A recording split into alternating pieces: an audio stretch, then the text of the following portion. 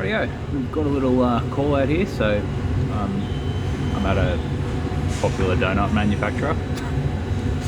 Have a guess. So this frying conveyor VSD is shorted out, so just give the panel a reset and see if that fixes the problem. This might be the easiest call out ever. Yeah, alright, so we'll cycle this thing on and off and then see what happens, eh? Alright, so the front of this VSD was actually, it had actually popped off, so I've clipped that back in correctly. It's got like a little pin slot thing there. Now I'm getting a fault on the HMI saying that this motor protection breaker is tripped.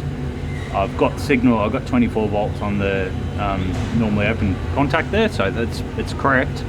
I'm just going to trace out this cable and cycle it on and off again and see if it clears itself out, because that cable, unless it's popped out of the PLC down there, that cable's got the right voltage on it, so everything should just work. So I'll turn it off.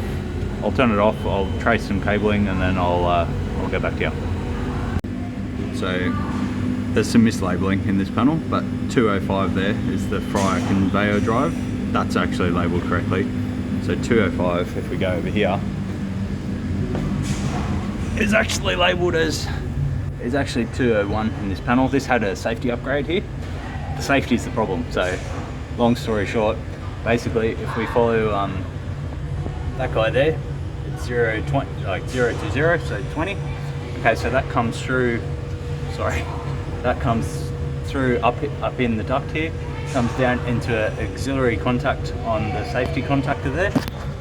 It comes out the bottom there at 021. So when this is pulled in, when that contact is pulled in, that should be like I don't want to call it a short, but like the contact closes.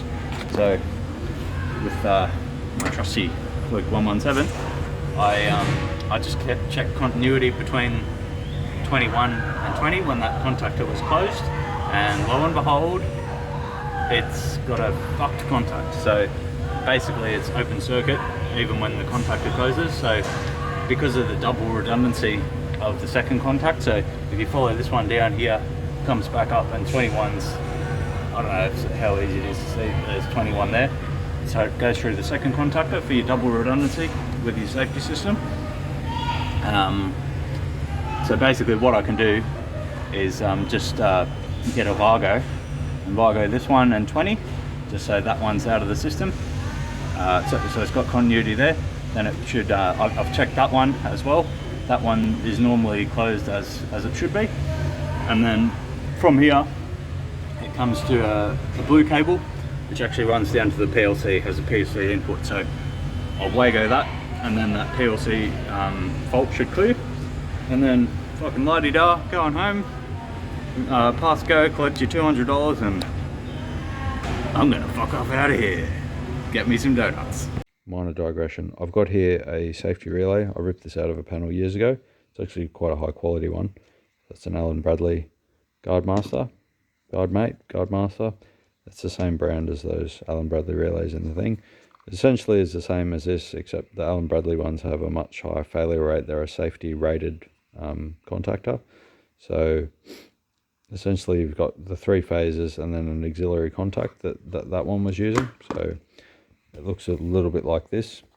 The motor control breaker in that the 201 that we first looked at, that one there has an auxiliary contact to let the PLC know that the motor control breaker is closed and the motor should be running. So that's how the PLC knows that the motor's running.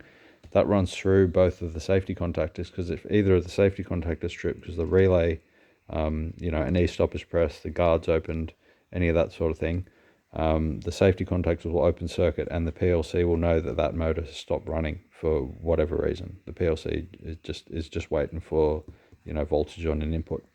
So my issue here was this contact here wasn't closing when the others were. So bridging that out, it's not a safety violation at all. It's just taking that out of the equation in regards to like an input to the PLC. So it wasn't a fault.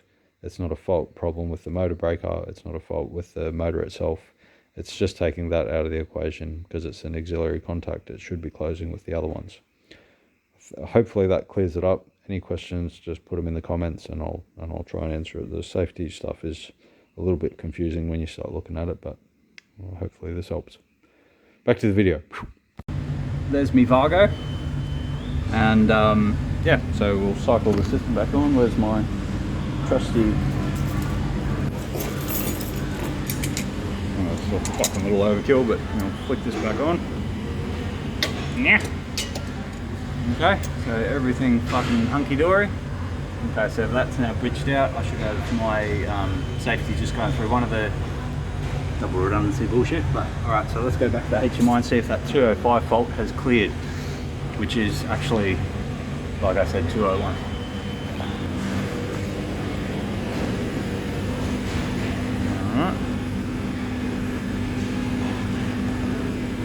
Alright. Fucking here we go again. Alright. Well, it'd fucking really help if I actually just cycled that again and fucking reset the reset button. Hey, there we go. So the system should actually run now. Boom.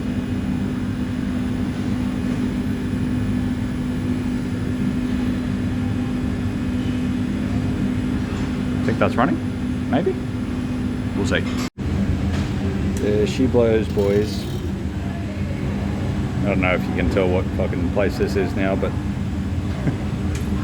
deep fried shortening, baby. Gotta get a cheeky fluke shot while we're in here. Just make sure nothing's cooking. VSD's there, nice and cool. PLC down the bottom there's ice cold, lovely, and my little fix-up job there.